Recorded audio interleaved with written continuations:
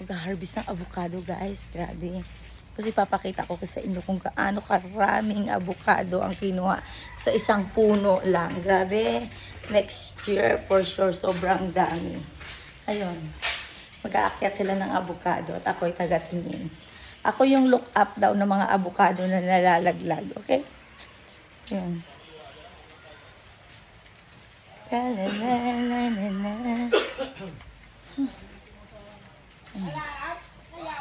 Sigarilyo. Sigarilyong di maubos. Ang puno ng avocado kung saan not too much. Mga 19 pieces lang siguro. Kunti lang yung bunga niyan, tayan. May 3 pa dyan, oh. Ayan. Aakyat ang avocado.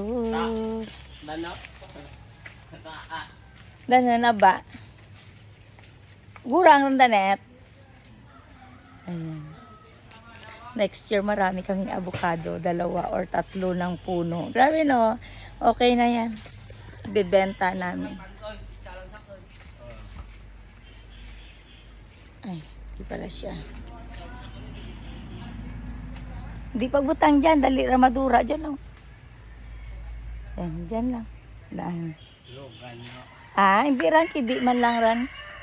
O kaya dyan. Ran. Ano? Ang aking bro, ang aming kapitbahay na 2, ang mga rangers ng avocado, rangers ng mga avocado. Ayun. At dito nga pala kami sa aking munting garden, maliit pero punong-puno ng prutas, parang bahay kubo na kanta, di ba?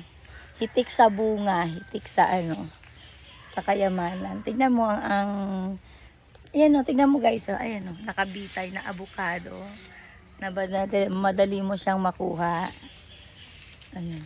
May mga avocado naman pero not too much like the other one. Chamba din pag nag-English. Siya. Ako'y puputulin ko muna at bubuksan ko tong gate na to. Mahiwagang gate na ako lang ang bukas dahil ako lang ang may susi. Ayun, siya. Bye-bye.